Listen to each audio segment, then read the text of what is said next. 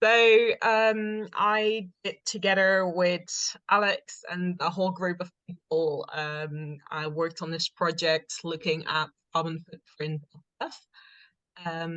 So you all know, it's one of the most common occurrences in healthcare.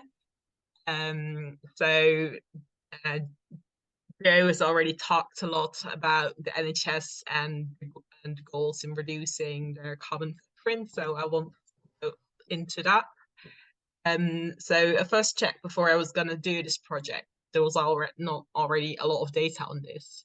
But I just found two studies. So one from the US that looked at caesarean sections and vaginal birth, but they just included the last bit of vaginal birth. So they were just like, well, vaginal birth is just when someone pushes the baby out and you get the placenta, right? Not the whole first part with analgesia. And a Dutch study that mostly looked at waste. But I thought there was definitely still some data lacking there, so that it could be interesting to look at that. So this study, we calculated the carbon footprint of in the Netherlands and in the UK of a caesarean section in a hospital, a vaginal birth in a hospital, and a vaginal birth at home. And we also looked at some common complications such as perineal repair and vacuum delivery. And the UK-Dutch comparison actually includes the suturing of a perineal tear, because that's such a common complication that I thought I'd include that into the standard vaginal birth.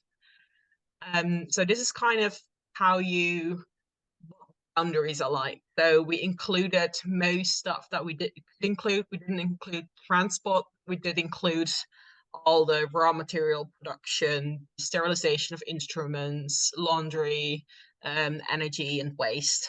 So we tried to broad system boundaries to make sure that we came up with the correct number and we didn't underestimate the carbon footprint. So we did, I based my research on St. Mary's Hospital in Manchester, and then later on we also compared it with data from Leiden in the Netherlands. And there was some data from a very practical website, Healthcare LCA, if you ever want to do some of your own research into carbon footprint. They have some practical data, like data of carbon footprints of healthcare products. And when that was not available, we weighed products, determined which material they were, and based the carbon footprint on that. And this was kind of where we got more general information from, for like statistics of frequency of complication, frequency of anesthesia use, that kind of thing. And then we got our results. So this is UK data, and you can see that a caesarean section, this is without analgesia, and that a caesarean section has quite a higher carbon footprint than the vaginal birth. The caesarean section ends up being around 30 kilos of CO2, while a vaginal birth is around 10. And the differences are in every part. So they use more disposables because of course you need a lot more drape and stuff in the caesarean section. They use more PPE to have a lot of gowns and sterile gloves. And there's also more energy use because you have all the very specific air regulations in the OR. So that's kind of where the difference comes from.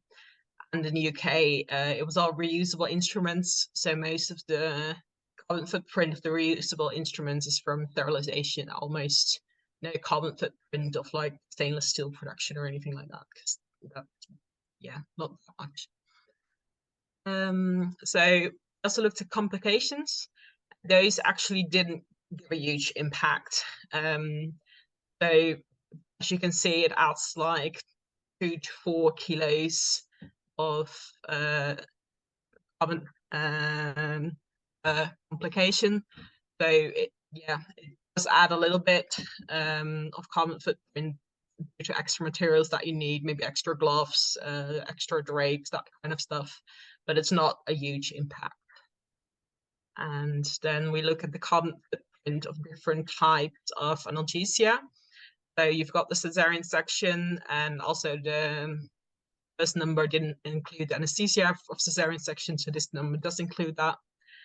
And then you've got different options for vaginal birth and the different analgesia options that you have.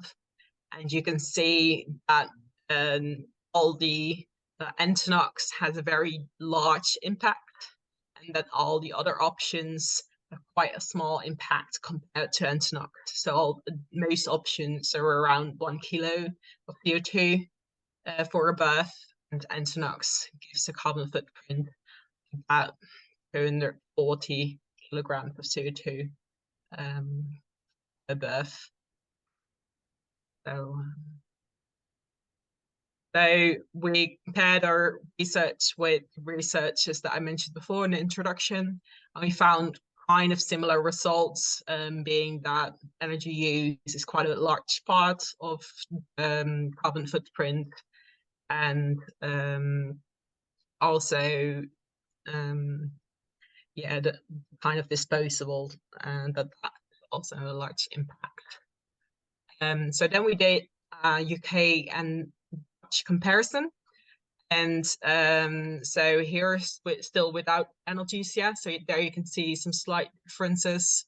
The Netherlands having a slightly higher carbon footprint for caesarean section. We weren't exactly sure what that was from, at least some small differences in material use. And Netherlands having slightly smaller carbon footprint for the hospital birth and the home birth as well. And it's probably largely due to in the Netherlands, you don't use sterile gloves for vaginal examinations during birth. So there's only sterile glove use if you need to suture like a perineal tear.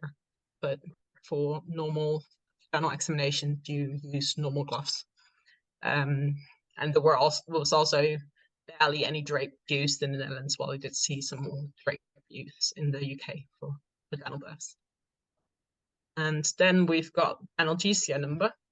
And the biggest difference here is that the Netherlands barely uses any Entonox. So I've done multiple internships in hospitals in the Netherlands at labor ward, and I've never seen any Entonox. So because the Entonox has such large impact, you can see that the analgesia between the Netherlands and the UK is really, really different.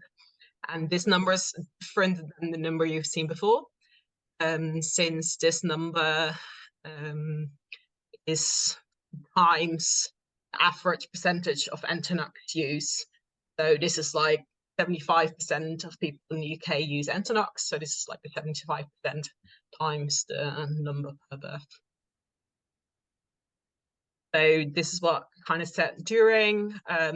So in Manchester, actually only reusable instruments were used. In the Netherlands, some disposable instruments were used for vaginal deliveries. At the specific hospital that this research was conducted, they are going to change it next year, so we're already looking at that. So in Leiden, they use some less PPEs, so less sterile gloves, no sterile gowns, and less drape. And the big difference in pain relief, with barely any patients in the Netherlands using Entonox for pain relief, and instead using more epidurals and remifentanil.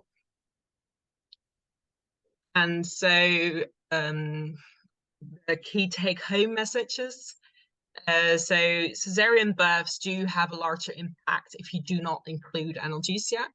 So caesarean births are still worse for the environment if you do not include analgesia. But a large part of the carbon footprint of birth is due to analgesia when Entonox is used. And we should also look at, just in general, disposable items and how we can reduce those. And about what Joe said about using more non-plastic items or bioplastics or biodegradable items to decrease the amount of plastic use during caesarean sections and during vaginal births. And another important point, there's been some studies done on scavenging systems for Entonox. Those can reduce the carbon footprint of Entonox by like 71 to 81%. So if we would do what Mark did with his hospital and reduce the leaks, and we use scavenging systems, we can reduce the impact of Entonox a whole lot. That was my presentation.